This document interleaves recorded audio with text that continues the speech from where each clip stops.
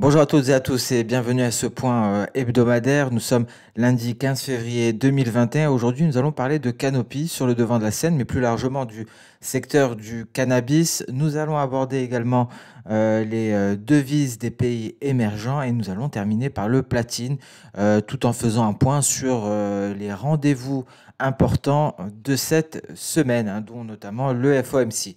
Alors avant cela, nous allons débuter par le traditionnel rappel légal.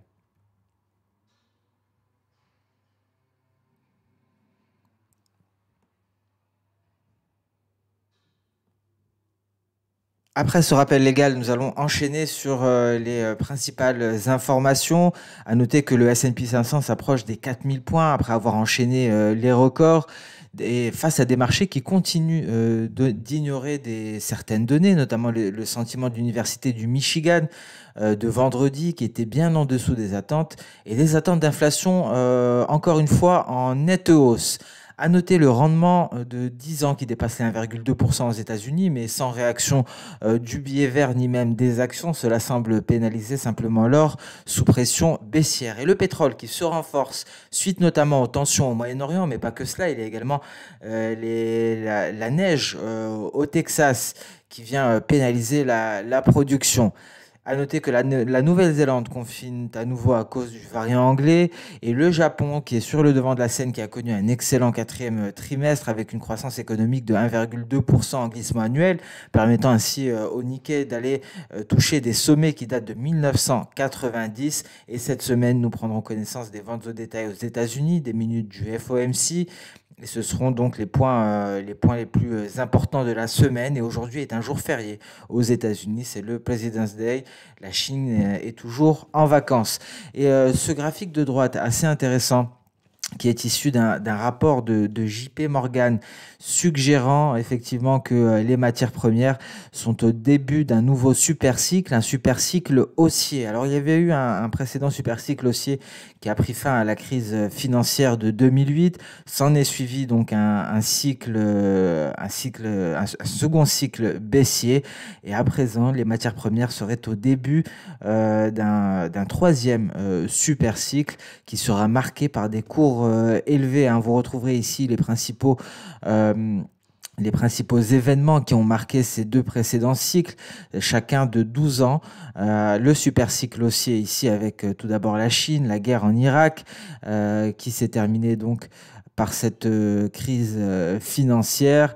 Et il y a eu par la suite, hein, il y a eu la reprise, hein, qui a fait suite à la crise financière avec la production pétrolière ici du secteur du gaz de schiste. On allait chercher un premier creux lors de la guerre commerciale entre la Chine et les États-Unis et le coronavirus a poussé le pétrole en négatif avant cette reprise qui devrait donc marquer la hausse, le début d'un super cycle. Donc ce graphique est assez parlant et s'adresse, hein, d'une manière générale à toutes les matières premières, même si les principaux événements concernent l'or noir. Donc voilà pour les actualités marquantes. Nous allons passer à présent sur le focus de la semaine, l'heure du cannabis. Nous avons pu le constater, les traders particuliers du forum Wall Street Bets de Reddit se sont tournés sur ce secteur-là. Et tout d'abord, Tilray que nous avions abordé lors d'une vidéo, une courte vidéo sur le marché action la semaine dernière. Mardi, ça a été le premier focus des traders particuliers. Et donc, ces traders se sont rués vers cette action qui a progressé nettement à la hausse, mais la situation est différente de ce que nous avons pu constater concernant GameStop. Il faut garder à l'esprit qu'il y a de réelles perspectives haussières, hein, pour Tilray, contrairement à GameStop. Tilray qui pourrait être favorisé par une éventuelle législation du cannabis aux États-Unis sous la nouvelle administration démocrate. Et donc, cela semble clairement d'actualité. ce qui pourrait être un changement fondamental majeur. De plus, Tilray a annoncé mardi avoir conclu un accord avec Gros Pharma, et c'était justement l'objet de notre vidéo sur le marché action, un accord qui permettrait à Tilray de distribuer ses produits à base de cannabis à des fins thérapeutiques dans tout le Royaume-Uni. Et c'est un nouveau facteur clé fondamental qui a contribué à l'avancée récente de l'action Tilray. Concernant GameStop, hein, les traders particuliers avaient pour unique but le short squeeze et se focaliser justement sur cette donnée, les valeurs concrètement les plus shortées par les institutionnels. Alors, il ne faut pas exclure effectivement que les traders particuliers puissent pousser cette action, voire d'autres, à des sommets qui seraient très difficilement justifiables d'un point de vue fondamental, avec ce mot d'ordre to the moon, donc en direction de la Lune. Ici, sur le graphique de gauche, issu de données Bloomberg, ce qu'il faut savoir, on le retrouve ici, les recommandations, le consensus des analystes. Nous avons donc 15 analystes qui s'expriment, qui se sont penchés sur cette action, et seulement 2 sur 15, soit 13,3%, émettent donc une note achat. Et on pourrait assister à une amélioration de la vision de ces analystes, hein, notamment depuis l'expansion sur le marché britannique, depuis que Tilray a annoncé partir à la conquête du Royaume-Uni. Mais il faut noter que le cours a déjà fortement progressé. Mais concernant Tilray, on va s'intéresser à une autre action. Seuls 2 analystes avaient une recommandation d'achat sur cette valeur, donc 13,3% étant donné qu'ils sont 15 au total. Et ici, sur le graphique de droite, on voit ce que signifie ce mot d'ordre que l'on retrouve sur le forum Wall Street Bets de Reddit, to the moon. Graphiquement, cela se traduit par cela, hein, donc une action, donc une forte volatilité avec des sommets et des progressions assez impressionnantes. Donc voilà, concernant l'action Tilray, on va s'intéresser à présent à Aphria and Scott Miracle.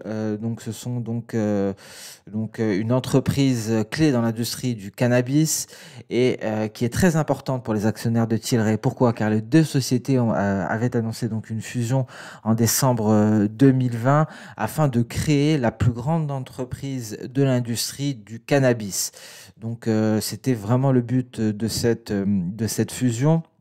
Et selon les termes de cet accord, les investisseurs recevront 0,8380 actions de Tilray pour chaque action d'Aphria qu'ils détiennent. Alors, théoriquement, de ce fait, ces 2 actions Tilray et Aphria sont corrélées clairement positivement, mais l'action Aphria s'est négociée récemment à la baisse pendant un certain temps. Alors une autre action, c'est Scott Miracle qui également pourrait bénéficier de la tendance haussière. Pourquoi? Elle était tout simplement parce que précédemment, elle était active sur le marché de l'entretien des pelouses. Et donc, cette société dispose d'une technologie importante et d'installations essentielles pour la plantation de cannabis en intérieur. Et donc, c'est une action qui pourrait progresser, quel que soit le producteur de cannabis le plus important au monde. Donc cette action-là sera à surveiller de très près. Et donc concrètement, il y a 2 actions, c'est Aphria et Scott Miracle, qui seront des actions qui pourront progresser très prochainement. Et concernant Aphria d'ailleurs, on le voit par rapport à Tilray et par rapport donc aux analystes qui s'étaient penchés sur cette action, 8 avaient émis une note d'achat. Et donc 8 sur 12, c'était plus de 66,7%. Donc largement supérieur à Tilray. Concernant Scott Miracle, ce qu'il faut savoir, c'est que l'entreprise s'est nettement développée, notamment en termes de free cash flow. Ici, on le voit en vert, hein, le free cash flow a explosé en 2020 par rapport à 2019, mais également concernant l'EBITDA ajusté, que l'on retrouvera ici en gris. Un EBITDA ajusté qui a augmenté de 37% par rapport à 2019. Donc voilà, concernant ces 2 entreprises, des entreprises qui pourraient très prochainement bénéficier d'un élan haussier. Plus largement, concernant l'industrie, il faut savoir que la valorisation reste tout de même élevée. Mais il y a tout de même un facteur, un aspect fondamental, hein, ce qui vient s'opposer à la situation de GameStop. Mais nous avons des valorisations qui ont atteint des niveaux records avec le ratio PS qui est passé au-dessus de 9. Et donc, bon, il y a tout de même il y a donc seulement Altria qui ne vient pas respecter ici ce ratio-là, parce qu'il faut savoir qu'Altria tire ses bénéfices de l'industrie du tabac. Mais nous avons tout de même des ratios qui restent élevés, en parallèle avec les ratios des valeurs technologiques qui se situent entre 6 et 8.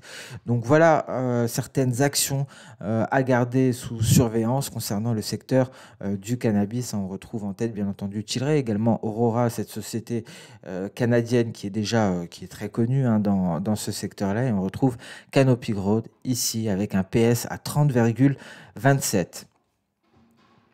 Alors voilà pour ce focus sur le secteur du cannabis, mais si on venait à élargir, cette hausse, hein, de ce secteur-là est encore un signe de reprise ou même de bulle spéculative. On en avait parlé, on s'était penché notamment sur les options. On avait mentionné cette approche que l'on peut qualifier de toxique des traders particuliers américains sur les options qui favorisent donc les calls aux achats sur le marché actions traditionnel. Et il y a de nombreuses penny stocks qui pourraient donc qui pourraient monter en flèche à des niveaux qui, d'un point de vue fondamental, ne seraient pas justifiés. Il est très difficile, hein, de deviner le moment où les marchés qui seront ciblés. Et donc, ce que l'on peut faire actuellement, la seule en vue d'éliminer le risque serait de couvrir son portefeuille d'actions. Ce serait donc la stratégie la plus raisonnable pour le moment. Et donc, on constate ici, hein, le volume sur les penny stocks qui monte clairement en flèche, mais également les volumes sur les options qui sont en train donc de décoller et poursuivre cette hausse faramineuse. À présent, nous allons nous intéresser à la macroéconomie. Nous allons parler donc des chiffres qui seront attendus cette semaine, notamment les ventes au détail, les minutes du FOMC. Concernant les ventes au détail, avant cela, pardon, on va parler de banque centrale, on va parler de la Fed, de la BOJ, mais également de la BCE. Alors, ce qu'il faut savoir, c'est que les limites, les programmes de la Réserve fédérale américaine et de la BOJ ont été limités en janvier après une fin d'année très soutenue, mais l'ampleur du QE de la Réserve fédérale américaine est toujours d'environ 100 milliards de dollars par mois, ce qui ne suffit toujours pas à financer les besoins d'emprunt élevés aux États-Unis en 2021. C'est pour cela que Jérôme Powell supervise actuellement les discussions concernant le quantitative easing de la Réserve fédérale américaine. Cependant, le récent rapport du NFP sur le marché du travail a légèrement réduit cette pression, mais il faut savoir que la réunion de la Fed a eu lieu avant justement la publication de ce rapport NFP. Et donc le procès-verbal précisera si certains membres du FOMC ont mentionné une éventuelle réduction du quantitative easing. Et il faut savoir également que la hausse potentielle des rendements américains reste l'un des principaux facteurs de risque pour les marchés mondiaux cette année. Donc le procès-verbal du FOMC, ce sera ce mercredi à 20h. Et bien entendu, on va développer, hein, quelque peu concernant les rendements américains. Alors concernant les ventes au détail, ce qu'il faut savoir, c'est que le rapport qui sera publié à 14h30 sera l'événement le plus important après, bien entendu, le procès-verbal du FOMC. Donc mercredi sera une séance chargée. Malgré l'étendue du programme de vaccination et la deuxième série de chèques de relance tant attendus qui ont contribué à accroître l'optimisme des investisseurs et entraîner Wall Street sur des records, les récentes données sur les transactions par carte bancaire indiquent cependant que les dépenses des consommateurs ont stagné à la fin du mois de janvier. Et donc, effectivement, en cas de rapport médiocre concernant les ventes au détail, cela compliquerait grandement les perspectives du billet vert. Et pour le moment, le billet vert a du mal à se redresser après le récent sell-off. On va s'intéresser, hein, justement au billet vert. On va s'intéresser plus largement au marché d'échange et au taux long. Mais on va d'abord parler des pays émergents.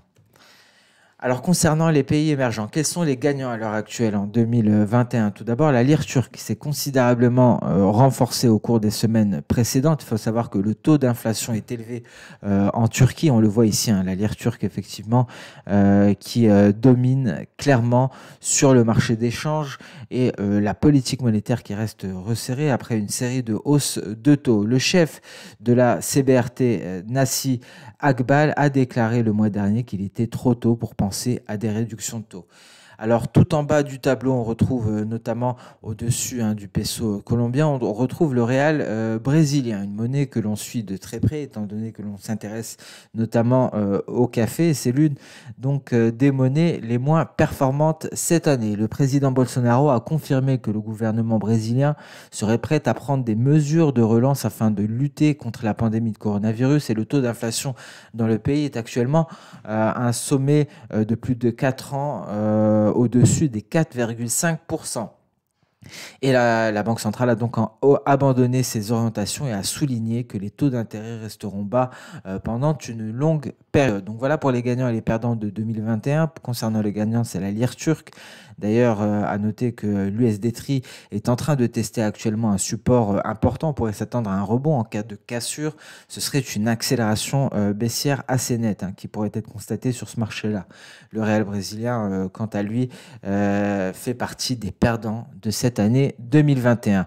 Qu'en est-il du billet vert? Alors devant vous, le T-Note en inversé superposé avec le billet vert et une configuration technique que l'on a déjà rencontrée. Un billet vert qui a été pénalisé dernièrement, notamment par la faiblesse du NFP, la baisse de l'IPC, et donc également les mauvaises données concernant les demandes de chômage. Et ces données médiocres ont tempéré les attentes selon lesquelles l'économie américaine se dirige vers une surchauffe et a fait quelque peu reculer les rendements. Et c'est une situation qui ressemble à ce que nous avons connu notamment pendant l'automne, en septembre 2020, ici, à la sortie de pseudo-ETE inversés en rounding bottom, qui se sont donc soldés par un repli considérable. Et ce n'est donc, vous l'aurez compris, d'un point de vue technique, pas favorable au billet vert. Ce qu'il faut savoir également, c'est que le bilan réel se fera au printemps, lorsque les restrictions seront complètement levées et lorsque les Américains auront reçu leur nouveau chèque de relance. Mais prudence, hein, face à cette configuration technique. Si elle venait répéter la situation de l'automne, on pourrait assister donc à une tentative haussière avant un repli plus conséquent concernant le billet vert. Et d'une manière générale, le dollar américain reste clairement survendu, hein, par rapport à la plupart des devises, hein. On retrouve ici le billet vert qui est même le plus survendu, ce qui crée un risque de correction haussière. Une correction haussière qui, je reviens très rapidement sur le graphique précédent, qui pourrait confirmer ici ce scénario qui pourrait se répéter, le scénario de l'automne qui pourrait se répéter avec une correction haussière avant de connaître